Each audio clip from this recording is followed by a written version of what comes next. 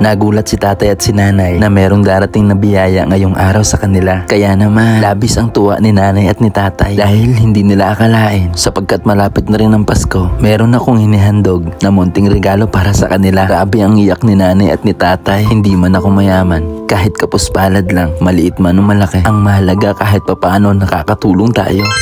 So yung mga idol, nandito tayo ngayon. Kaya tatay, tagal natin hinahanap. Kayo na pa, idol. Gandang hapon. Sa pahapon na, kayo na pa kami hanap na hanap. Isa sa pinakamalungkot na nalaman ko ngayong araw at ang hindi ko akalain, habang papasok ako at hinahanap ko sila, merong isang bumungad sa akin na hindi ko inaasahan na ganito pala kahirap ang sitwasyon ni nanay at ni tatay. Kaya naman sa mga taong sobrang hirap na ang buhay, sana pong mapanood niyo ang video na to. Tulog pa si tatay. Si tatay.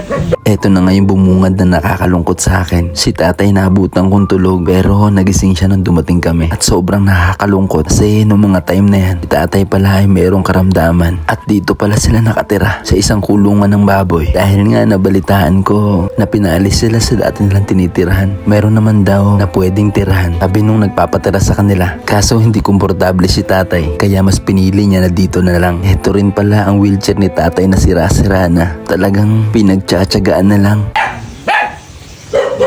Hindi ko na pinili si tatay at si nanay na lumabas. At ang sobrang nakakalungkot, si tatay bukod sa may karamdaman ay hindi na nakakalakad. Kaya naman si nanay na lang ang pinalapit ko para kahit papaano makausap ko. Agad naman siya tumayo kahit alam naman natin na pagod na siya. Sabi, sobrang tiyaga ni nanay alagaan si tatay. Nay, nakikita ko kayo sa daan sa pagsakalsada. Lagi niyong tinutulak si tatay.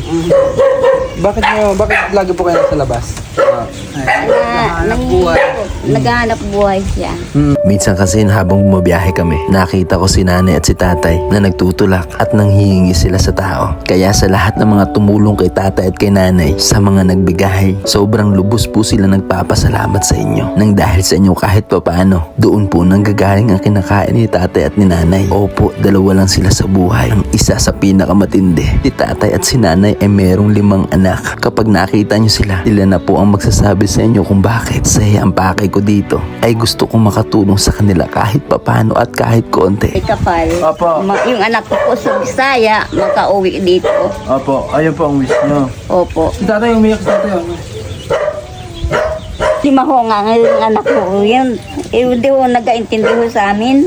Wala, hindi kayo naitindi? Wala. Hindi ho. Anak ni tatay yun. Anak niya dalawa. 5 tatay, anak ni tatay. Sana sa mga nakakapanood dito, no, nawagan kami kaya sa mga anak ni tatay at ni nanay.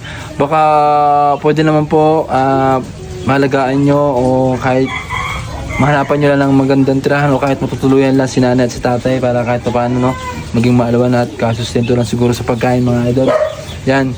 Mga idol, dito po tayo ngayon sa social media. Ginagamit po natin to para yun, makilala sila, tulungan kahit paano. Ayan. Tayo. Sakulap mo ang aming buhay. Sakulap ang buhay nila. Hindi ako ganito. Hindi ako ganito. Ano tatay? Ano tatay? Hindi ako ganito. Wala na akong final court kaya ano. Pero gusto niyo po talaga magtrabaho, no? Dati tatay, anong okay kaya? Anong trabaho nyo? Marami po akong trabaho ng araw. Ilan taon na po si tatay ngayon? 72. Ikaw? 63. Pero di ba mga idol na katuwa, si nanay lang po talaga lagi nyo kasama tatay? Hindi si nanay, okay naman si nanay, pero ano yung nagiging lakas ng loob mo para hindi, kumbaga, lagi nyo sinasamahan si tatay, hindi nyo iniiwan. Napakabait nyo po ang asawa, nanay.